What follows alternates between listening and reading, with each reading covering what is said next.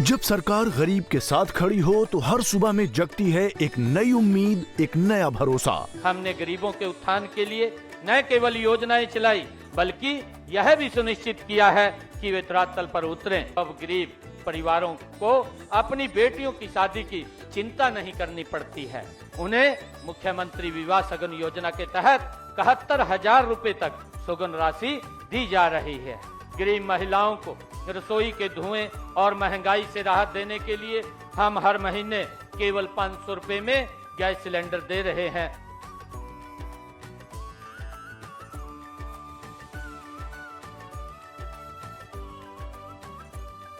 मुख्यमंत्री ग्रामीण आवास योजना से अब हर गरीब के सिर पर छत है और मुफ्त प्लॉट से मिला है जीने का सम्मान। मुझे मुख्यमंत्री आवास योजना से घर और स्वच्छ भारत मिशन ग्रामीण से शौचालय का लाभ मिला है। पीएम सूर्य घर मुफ्त बिजली योजना से खेतों और घरों में मुफ्त बिजली पहुंच रही है। अब किसान भी आत्मनिर्भर और बच्चे भी रोशन भविष्य की ओर। जब गरीब को इलाज का बोझ न उठाना पड़े और बुजुर्गों को मिले 5 लाख रुपए तक का मुफ्त उपचार, तभी तो हर चेहरे पर लौटती है मुस्कान।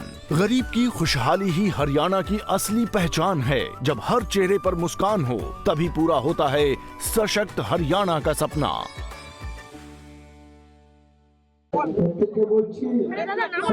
देखिए 15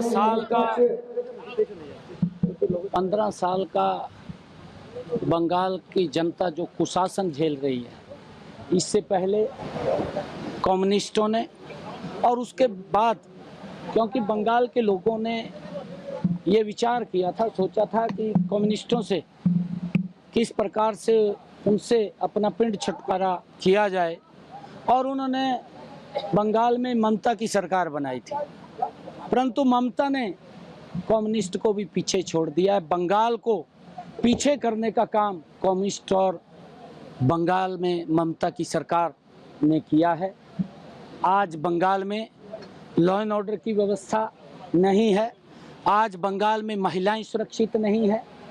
आज बंगाल में विकास नहीं है।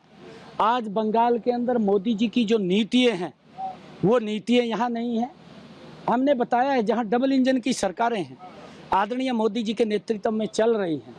हम हरियाणा के अंदर मोदी जी के नेतृत्व में किसान की पूरी फसल एमएसपी पर खरीदने का काम कर रहे हैं।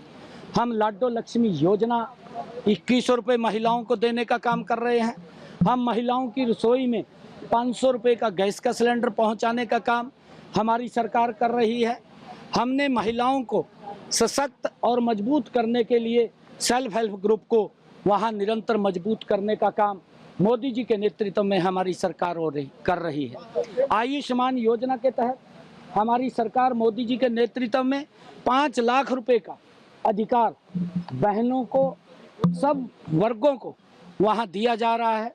70 साल के ऊपर के बुजुर्ग कोई भी है, उसका इलाज की जिम्मेवारी भी नरेंद्र मोदी जी के नेतृत्व में हमारी सरकार कर रही है। चाहे बुजुर्गों को सम्मान भत्ता देने की बात है, हमारी सरकार लगातार गरीब के हित में निरंतर काम कर रही है।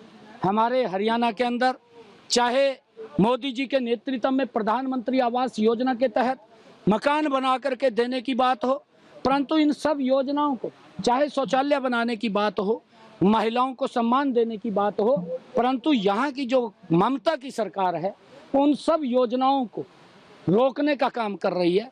गरीब तक वो योजनाएं नहीं पहुंच रही हैं, जिससे कि गरीब को उनका लाभ मिल सके जो उसके पात्र हैं।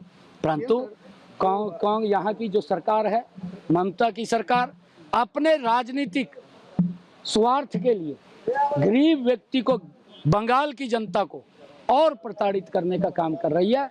अब बंगाल के लोगों ने ये मन बना लिया है कि आने वाले चुनाव के अंदर यहाँ पर इस सरकार का पतन निश्चित है, क्योंकि ये कानून को नहीं मानते। ये किस प्रकार से लॉ एंड ऑर्डर की स्थिति यहाँ खराब है। भ्रष्टाचार किस सीमा तक है, उसकी कोई सीमा नहीं है। इतना भ्रष्टाचार आम आदमी उससे तंग है।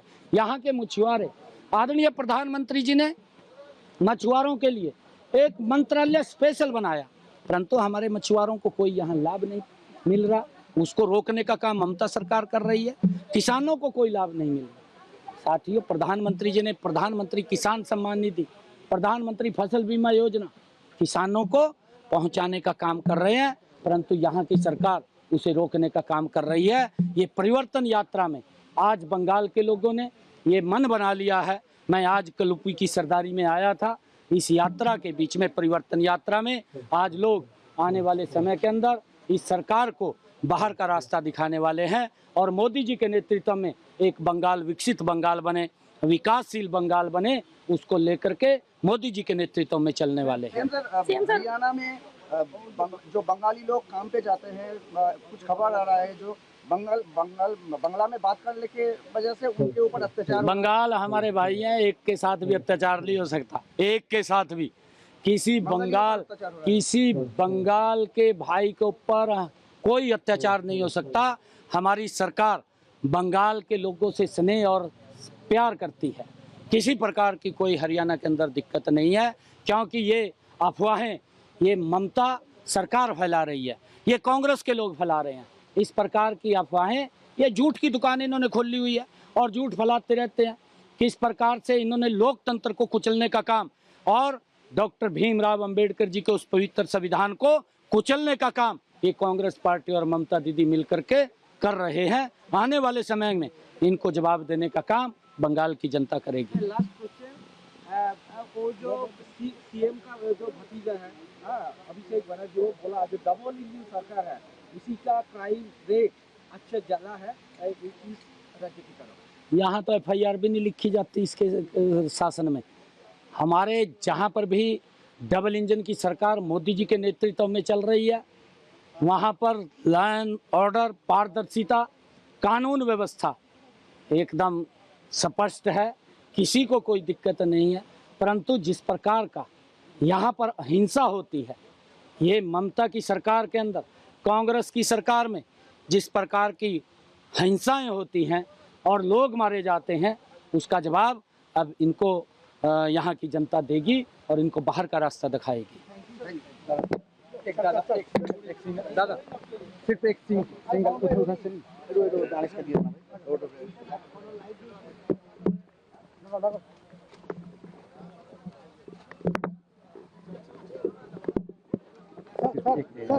सर दादा सिर्फ ममता बनर्जी के जो धरना SIR को खिलाफ धरना दे रही है उसके लिए हो गया मेरी बात। बस वो धरना के लिए क्या ममता बनर्जी SIR के खिलाफ लगातार धरने पर बैठी है और ज्ञानेश कुमार परसों आए थे यहाँ चुनाव के तैयारियों को लेकर, उन पर काले झंडे दिखाए गए कोलकाता में। देखिए, ये कांग्रेस पार्टी हो चाहे ममता की सरकार हो, क्योंकि उसी से निकले हुए हैं, ये लोकतंत्र का और हमारी संवैधानिक पीठों का ये सम्मान नहीं करते। क्योंकि SIR ऐसे वो लोग जो बंगाल से आकर के यहाँ पर आए हैं, ममता तो उनको संरक्षण दे रही थी, उनको बाहर निकालने का काम किया और अब भी करेंगे। अब तो इसको पीड़ा हो रही है, क्योंकि ये तो उनको ये स्थान ऐसा धर्मशाला समझी हुई थी ममता ने कि बाहर से आए, यहाँ से उनको बसात करके उनकी वोट बना करके और राजनीतिक लाभ लेते रहें। परंतु यहाँ जो गरीबी लोगों को आज और उनके ऊपर जो अत्याचार हो रहे हैं, यहाँ के लोकल बंगाल के लोगों के ऊपर, अब वो अत्याचार नहीं सहन करेंगे। अब ममता दीदी को जाना होगा, अब कोई रास्ता उसके पास नहीं बचा, अब तो उसकी विदाई